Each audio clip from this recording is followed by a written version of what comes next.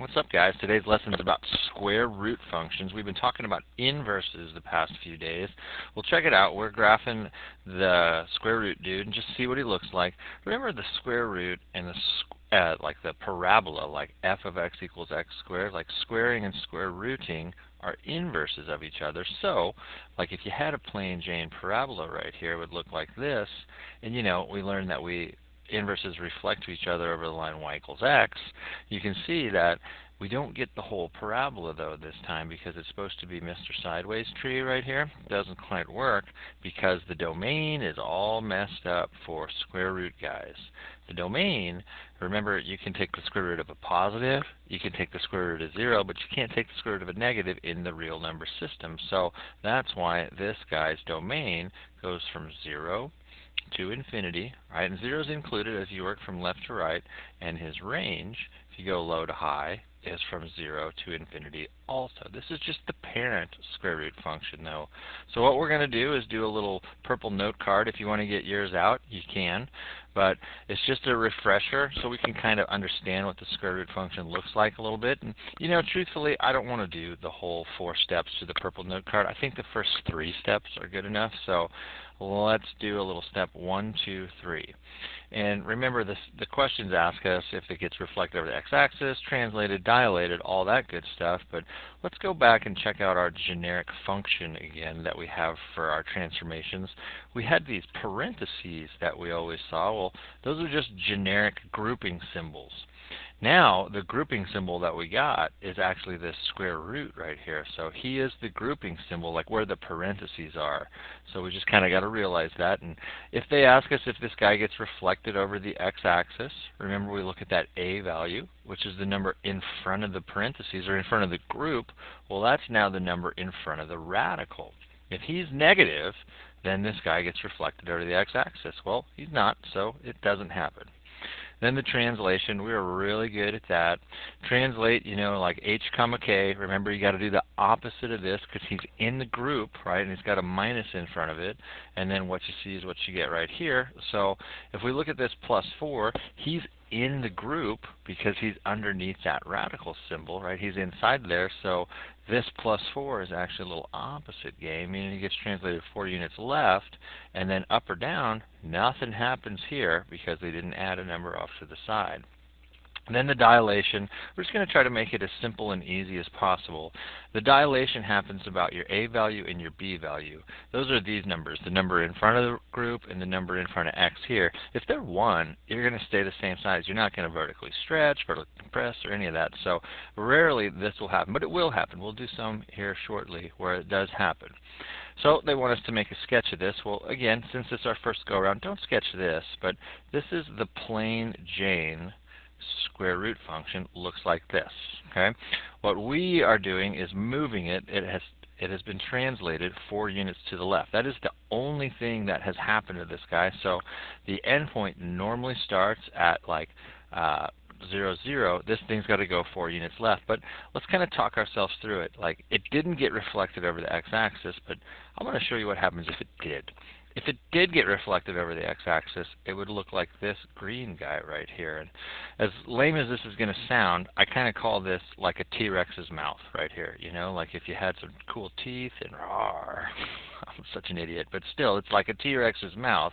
The red part is like the top of the T-Rex's mouth, and the bottom part is like the green part is the bottom of the T-Rex's mouth. So that'll make sense later when we need it. But the square root function, he kind of looks like the top of the T-Rex's mouth in this deal. So that means this guy's been translated 4 units left. This is the graph you need.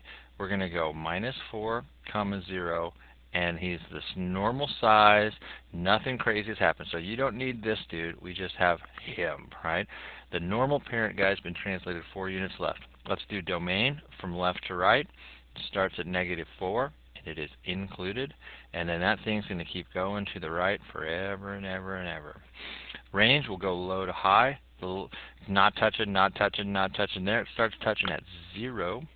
And he's included, and this thing will get higher and higher and higher as it goes, so it'll go to infinity. So a little trip down memory lane. Sorry, I went too fast. Let's go to number 2 here. Let's do a little step 1, 2, 3 for the purple note card. Has he been reflected over the x-axis? Nope. Translated, since this dude is under the radical, like he's in the group, we do a little opposite. Up or down, nothing happened. And has it been dilated? Well, this is a 1 and this is a 1, so no dice. All we do is move the point 003 units to the right.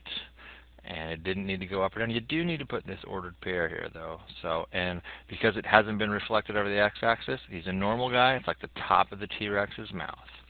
So domain, it goes from left, nothing, nothing, nothing, nothing, nothing, bing, from 3 included to infinity, and the range, low to high, nothing, nothing, nothing, nothing, nothing, bing, started at 0, and it's going to go up to positive infinity in that case. So, cool. Why don't you give this one a shot? Get step 1, 2, and 3 done, and just kind of check with mine real quick.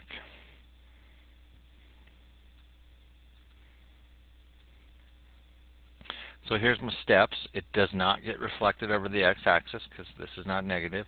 Translated 2 units right, a little opposite game, and 5 units up, because what you see is what you get there. Since these were 1s, no dilation. So then the point 0, moves 2 units right, 5 units up, and we need the top of the T-Rex's mouth because this thing has not been reflected over the x-axis. So like so. Domain, starts from 2 and goes to infinity as you work from left to right. Starts at 2, and range, go low to high. Low is 5. That's the lowest this thing ever gets, and it's going to go up to infinity. So one more. Step 1, has this guy been reflected over the x-axis? You bet. So that's going to be the bottom of the T-Rex's mouth. Translated, -6, -2. And dilated it all, even though it's not like 1, it's the absolute value of these guys, remember? So he's a 1, he's a 1, it doesn't happen. So we'll still go move 0, first, -6, -2, but because he got reflected over the x-axis, we need the bottom of the T-Rex's mouth like so. So as lame as that T-Rex thing is, it really helps if you get reflected over the x-axis. The square root dude flips over, looks like so. Let's do domain from left. It starts touching at -6 included, and then this will just keep on keeping on to infinity. The range, though, is going to be a little different because as low as we go, well, this thing's going to keep getting lower and lower and lower and lower. It would touch the straight edge way down here at -infinity. And then as we go higher and higher and higher, this is the highest it gets, which is -2. So we had this switch around on us compared to the normal ones because this thing got flipped over in that case. So neato burrito. So that's just knowing what the graphs look like. Now they ask us the same story that we did last class period about if the inverse is a function and etc. So we could punch this in our calculator to see what the graph looks like, or we have the knowledge now to know what this guy's going to look. So I'm going to ask you to put the 3 steps for your purple note card. This guy has not been reflected over the x-axis. He has been translated 1 unit left and 0 units up, and 1 and a 1, so everybody's the same size. It hasn't been vertically stretched or any of that good stuff. Let's make a little sketch of this guy. He has been shifted 1 unit left, so newt, and we got the top of the T-Rex's mouth, so bada boom. This will allow us to answer this. Is the inverse a function? Well, that's what we did last time. We used the horizontal line test, and yes, this graph passes the horizontal line test. So if you need to pause to write that down, go ahead, but I'm going to just keep on talking. Then they say, if we say yes, we got to answer these questions. So domain and range of this guy, -infinity. Whoops, my bad. We got to go from -1 included. Sorry. To infinity, right? Because that's what. Sorry, pen drag. That's where that thing starts from. And the range, we go low to high. From 0 is how low she goes, all the way up to infinity. So cool with that. Part C was do the 4-step process. So nice. We'll change that to a Y. And step 2 is switching X and Y around. That's the true inverse step. And then the question is, what should we do next? Should we get rid of the square root or should we get rid of the plus 1? Well, if you're ever in a group, like some sort of crazy group, we can't really see what's in you. So like this is all underneath the radical. We've got to get rid of the radical first before we can start subtracting the 1. So to get rid of the square root, we're going to square both sides. So we'll do that. And this will become x squared. And this guy right here, the square root is going to go away, is y plus 1. And now we can subtract the 1 over. So get x squared minus 1 equals y in that case. So that's step 3. Step 4 is, let's just go put that in a blank, is to change y to f inverse of x. And I got x squared minus 1. And for domain and range, that's where we pull the switch, because this is an inverse and we switched x and y around.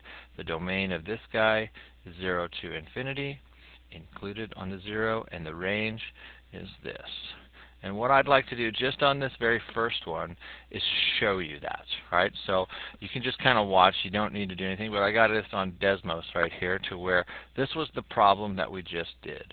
We totally just did f of x equals the square root of x plus 1. We wanted its inverse.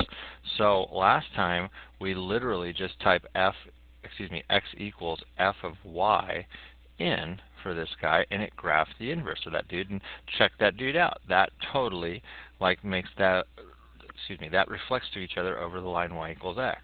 But what we can do also to double check that is, because we didn't do any work, we could type what we got for part C here. It's we could type we could type this equation in to Desmos to see if it's going to graph what we want.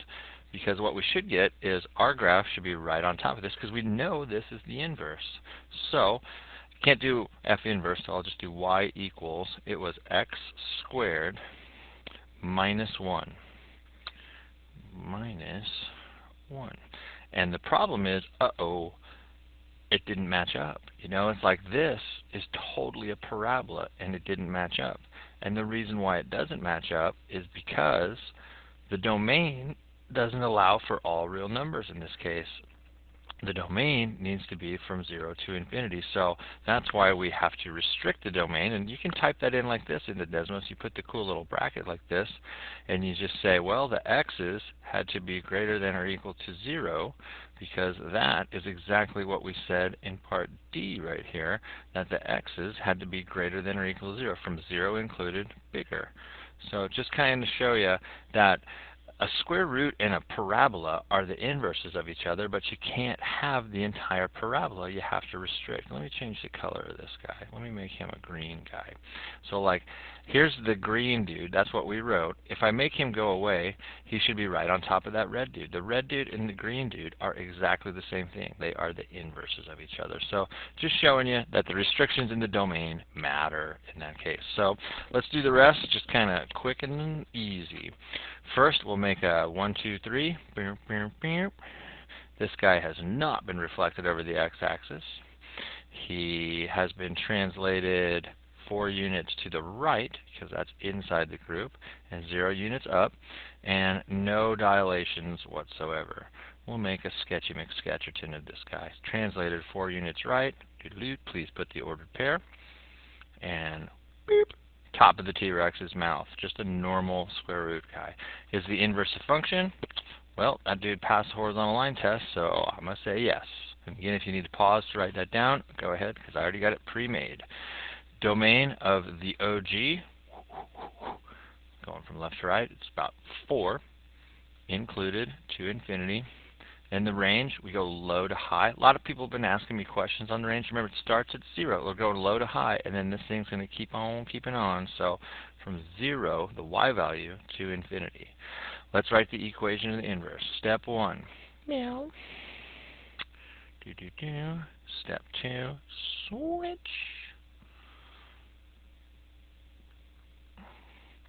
And since this stuff is under the radical, right, we're going to get rid of the radical first by squaring both sides. So x squared. Oops, I'm squaring both sides, so the radical's gone. There we go. And now you can add 4 to both sides. If I could. Sorry, I'm having trouble writing today. There we go. And then step 4, f inverse of x equals x squared plus 4. The domain of that guy is now the original range, switchy switchy, and the range of this guy is the original domain. And I just want to show you now on paper, it's like, let's see if this makes sense. Like if I just had you look at this all by itself, would you know that this has to be a parabola, right? And it's been shifted 4 units up since we're doing the purple note card. Well, check this out. Look at this ordered pair, the endpoint of this guy. We want the inverse. What would be the inverse of 4, 0? Isn't it 0, 4?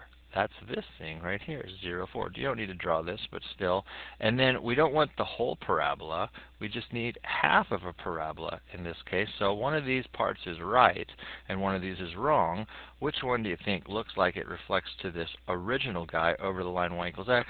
It's the blue one, the one where we were positive in that case. So this isn't really here, and that's what the inverse of this guy looks like. But the domain can only be 0 or bigger, because this guy only allowed 0 or bigger to his party. So let's try that again. This one's weird, right? If you've stopped by now, shame on you. This one is really weird because we kind of lied to you at the first semester about the b value here. This b value, we didn't quite do it right for a reason, because we didn't think you could handle doing it right the very first time. It was just a little too confusing, but now we're going to do it right.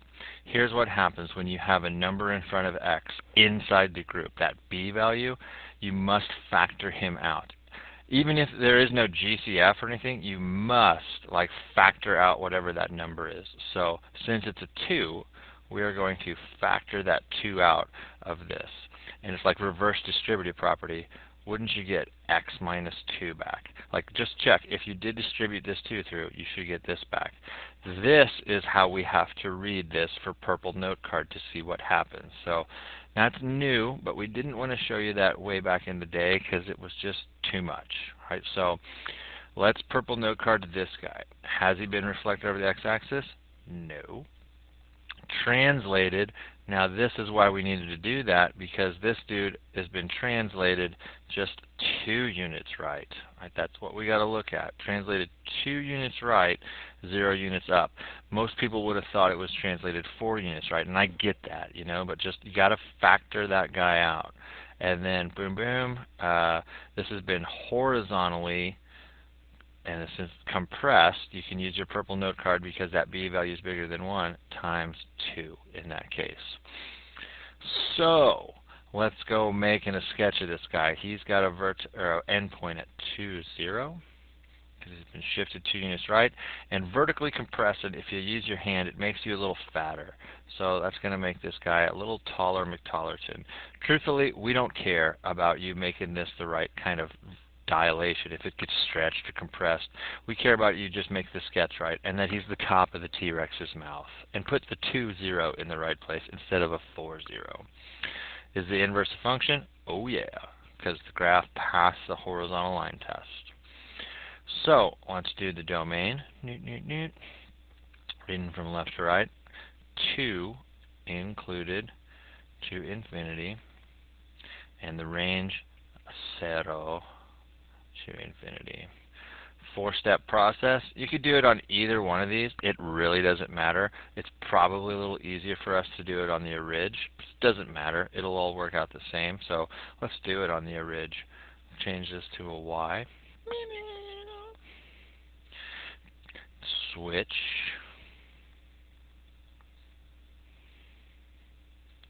And then here, all this stuff is under the radical. So we will square both sides.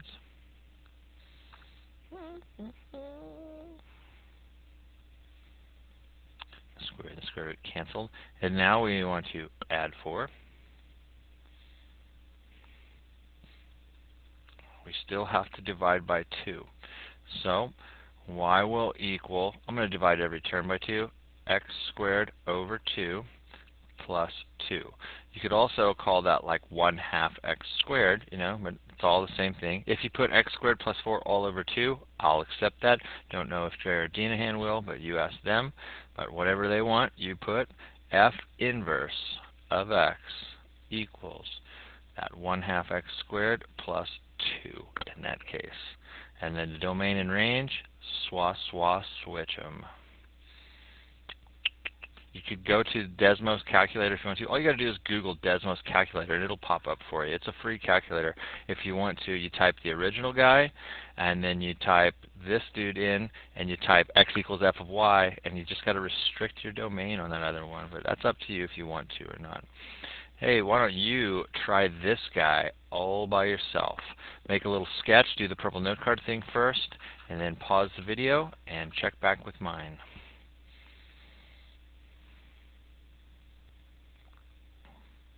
I got him up to step 2 of the 4-step process. Just wanted to show you that step 3 solve for y. We want to get rid of this plus 3 first because he's not under the radical. So we'll do a little x minus 3 equals the square root of y. Right? Now we square both sides. And remember, we want to do the whole side. So just quantify this. Squared equals y. And then we got f inverse of x equals x minus 3 quantity squared. Don't worry about like expanding that out. Like, I want to see it like this personally because I can tell that this parabola has been shifted 3 units right, just like this should be at 3, 0, and then the switchy tells me what its domain is on that case. So pretty neat. Hey, just one more, I think. Maybe that was the last one. Nope, one more. So we'll do the 3 steps.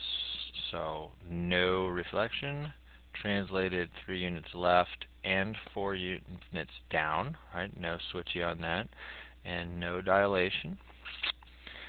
And we'll graph him. 3 units left, 4 units down, doodaloo. And he's the top of the T-Rex's mouth. And he's definitely a function. The inverse is definitely a function, I should say, because the graph passes the horizontal line test. So 3 in the domain, -3 included to infinity, -4 included to infinity for the range. Switch around for step 2. Y plus 3 minus 4. Got to get rid of the minus 4 first, so I'll add 4. Now I can get rid of the square because I got the radical all by itself, so I need this to be in a group squared, and I'll get y plus 3. Again, if you need to see what's going on here, it's like I'm going to square this side, and I'm going to square this side, and those cancel, you know. And then I'm going to get y by itself by subtracting 3, and you can't do it to the 4 because it's in the group getting squared, so it's just a little -3 equals y. So f inverse of x equals x plus 4 quantity squared -3. And you can see that that would be a parabola that's got a vertex at -4, -3, the inverse of this. But it's not all reals for that parabola's domain. It is the switchy mixed switch. So pretty basic. Let us know if you have some questions. There is a couple tough ones on the homework, you know, but most of them are in this ballpark. Let us know if you have any questions. Have a good one.